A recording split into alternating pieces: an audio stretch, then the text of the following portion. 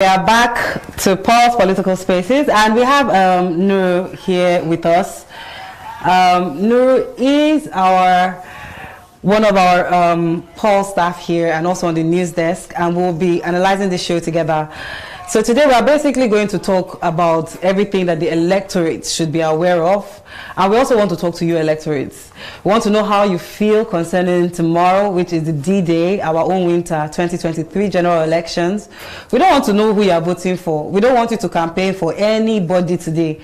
INEC has said it, campaigning is officially over, but we just want to get in touch with you. We want to know how you feel, and we also want to share certain information with you that I feel will be necessary, especially for first-time voters. So stay tuned with us. Nuru, how are you feeling about elections? Well, I'm excited. This is a once in every 4 years event, and I think Nigerians are now more than ever, eager to go to the polls to elect a new president. This is the beauty of democracy. It's an opportunity for Nigerians to decide their destiny for the next 4 years, and this is a crucial election in the history of Nigeria. It's going to be hard fought, and all the candidates seems to be ready. All of them seem, to be sure of victory come tomorrow. But that is left to the electorates to decide. We'll see what Nigerians will decide tomorrow. But personally, I think I can't wait to see what Nigerians will choose for us in the next 4 years. What Nigerians will choose for us? Hey, problem. You know how, if you look at the things Nigerians have been choosing in the past, do you really want to trust Nigerians in this choice this time around? Unfortunately, that's one of the disadvantages of democracy. You have to understand that the same vote that, with no disrespect to anybody, the same vote that an educated and informed person has, just one vote, right, is the same vote that an uninformed person has in democracy. And majority are not always correct every time, right? So, and democracy, the tenets of democracy says majority always have their way. So even if those uninformed or those who don't really understand the issues or who might want to vote based on certain sentiment, decide to find themselves in the majority, unfortunately they'll be the ones to decide who govern the country. And that's the rule of democracy everybody has to abide with. We can't change that, right? So that's probably the reason why we've been having the kind of leaders we've been having over the years. No, I mean, like the way it's a very funny way my head has interpreted everything you're saying. It's just basically her. So if Nigeria's unemployment rate is more than employment rate, that means the vote deciders are really more of the people who are not exposed enough, or maybe on education rather. Well, education means different things to different people. Okay, right? So because we are talking about education in this context, we might be talking about Western education or Western civilization. But there are other people that are also exposed to other forms of education that are not necessarily Western education. That you can trust to. You can trust to. But another thing we also need to realize about election and democracy is that people vote based on their reality. The reality of someone that lives in a rural community, for instance, is different from reality of someone that lives in an urban community. If you live in a state where traffic is not your issue, like someone who lives in Lagos and spend, most of their 24 hours in traffic in Lagos State, their concern is different from someone that just want to go to his farm and do his farming work peacefully without any bandit raiding his farm. So the realities are different. The challenges, they are peculiar. The challenges that people in Lagos State, for instance, are facing, traffic and all of that. If you go to other states, if you ask people from other states or your state and some other states in Nigeria, they will say, what are you guys looking for in Lagos? Because it's too chaotic, right? So the challenges are peculiar from state to state. So the reason why in Lagosian, for instance, we vote for a particular candidate will not be the reason why someone from Abuja or Port Harcourt will vote for another candidate. So, and that's the beauty of democracy. So it now left to, the candidates now. It's now left to the electorate to decide which of the candidates can solve their problem. So if you think candidate A, because we are not allowed to mention names, right? If you think candidate A is the one that can provide security for you to go to your farm and live your life, peacefully, you vote for candidate A. And if you are someone from Lagos and you feel like candidate B is the one that can, provide solutions to your problem, you vote based on that. So these things are personal. There's no consensus as to, this is the main reason, but there are some risks, there are some general concerns that every Nigerian can identify with, which are security issues. Even though you are not affected personally, right? But you must have read this in the news. There are some other ways that this thing affects us, even though we don't live the experience. But merely hearing about it, and for us reporters as well, reporting it sometimes can somehow seep into their psyche, and you just feel some type of way about it, right? So security, the economic issue, this is something that everybody feels. If you go to the market to buy foodstuff or to buy one thing or the other, how inflation has skyrocketed over the years. So these are general concerns, and it's left for the electorate to now decide which of the candidates is capable enough or has made enough promises, has convinced them that they can provide solutions to all these problems that are very general to all Nigerians. Thank you so much for that, Nuru. So Nuru even took us a bit deeper to talking to people about things I didn't even want to have people talk about, tell people why people should vote for whoever it is they are voting, but okay. So we are going to speak to a couple of people who are trying to come up. And guys, like I said today, the format for it, we have just one rule. The one rule we have today is basically you are not talking about your candidate today, you are talking about yourself. You are going to tell me how you feel about going out tomorrow to cast your vote. Priority to first-time voters, to be honest. Big priority to first-time voters. If you're a first-time voter, come up. I want to talk to you. I want to know what you are expecting, so that after we hear all your expectations, we'll also tell you from our own perspective and from also our experiences what you should expect tomorrow when you're going out to cast your vote. So I think the first person we have here is, let's try to have him come up, Mr. Salih. Mr. Salih is a farmer, and okay, Mr. Salih, are you here? You can unmute and speak to me.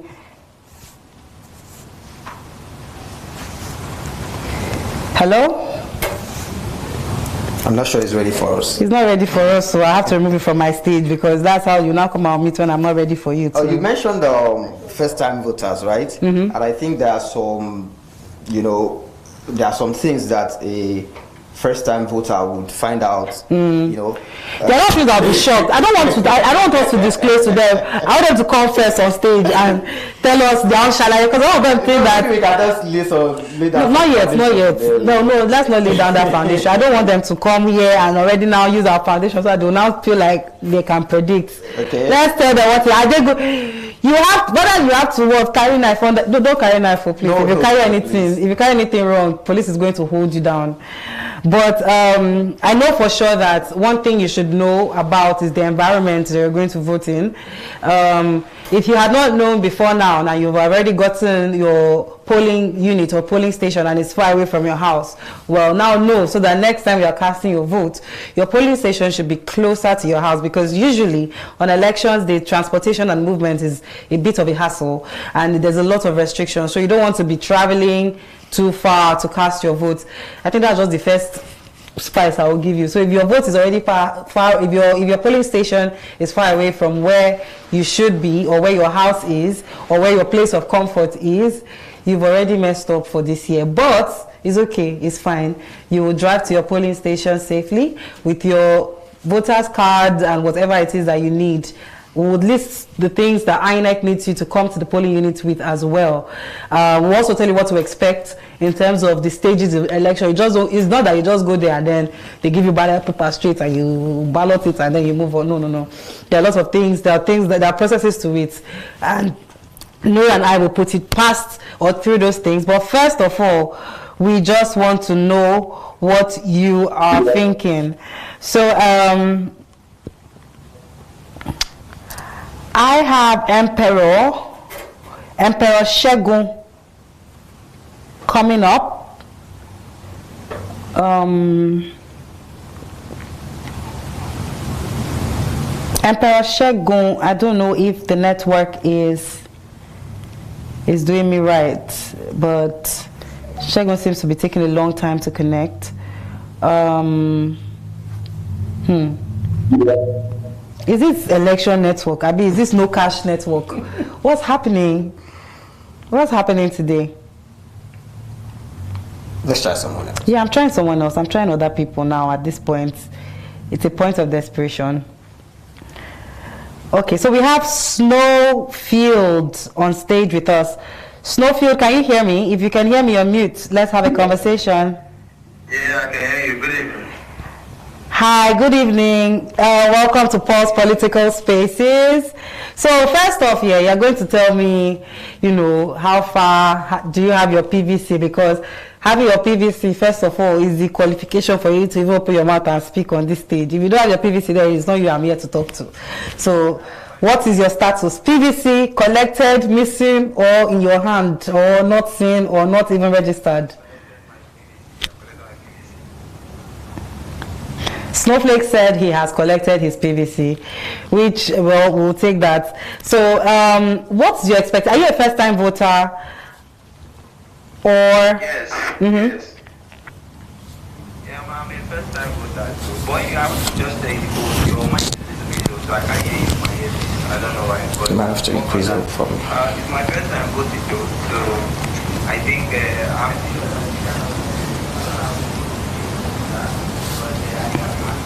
Let me hear yours.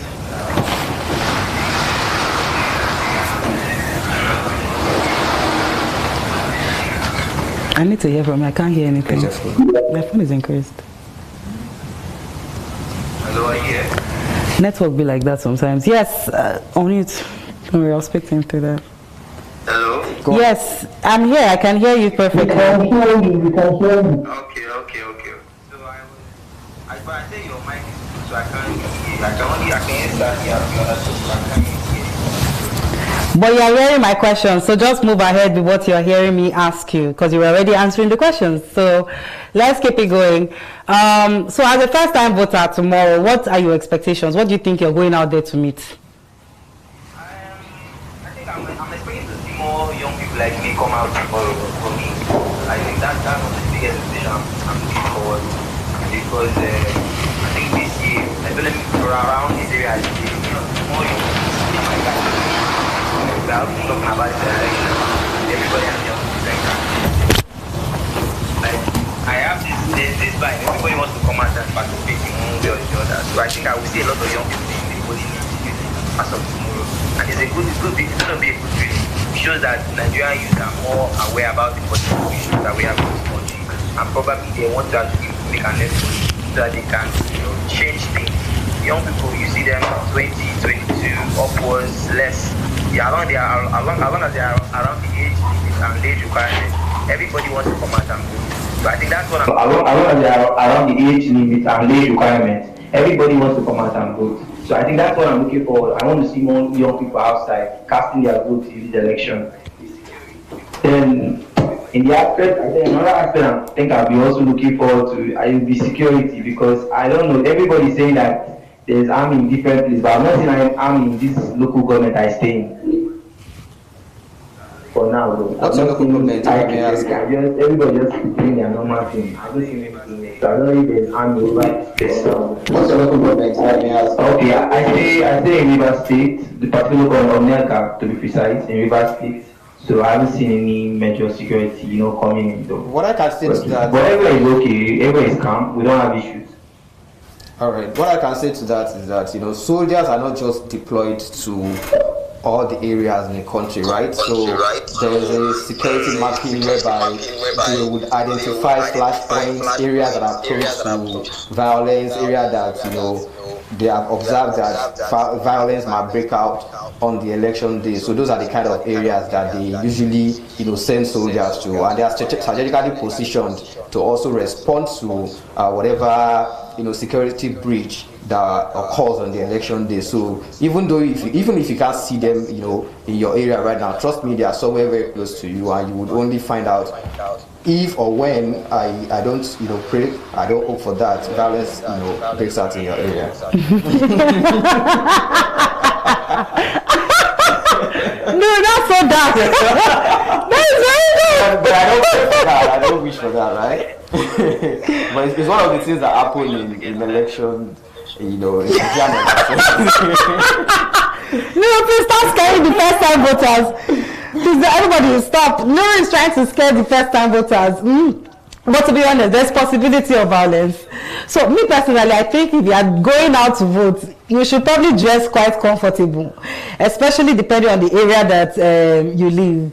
You should dress ready for flight or ready to slay. I feel like if you can find your way between. So what do you think? What are you wearing tomorrow actually to elections? Is definitely going to be shorts and slippers. So you're wearing shorts and slippers to elections? I'm telling you, not too much. Do you have cash? Shorts. I don't have cash, but I have an OPay wallet, so I think transactions, I can make transactions with that. You pay for adverts. Send an invoice. So if you go to your polling station and someone offers you cash to vote for a new candidate, being that cash is very scarce these days, what's going to be your reply? And be honest. I'm honest. I won't take any money, because for me, what is 2K or what is 5,000? 5,000 is like 5 million these days that there is no cash. The next time that you see physical cash. Let's just be honest with ourselves. I know vote buying will occur. I'm even hearing it over this place I stay. But I think it's not really about the money for me. If you go there for the money, if they give you money, I think you will take. But if you are going there just to do what you have to do and come out, I don't think no amount of money that they will give that will entice you. This is money that you just you go spend and finish. You go finish. So what's the need? Just so put your conscience and go and just go back to your house. That's all I want to do. That's for me. Okay, that's fair enough.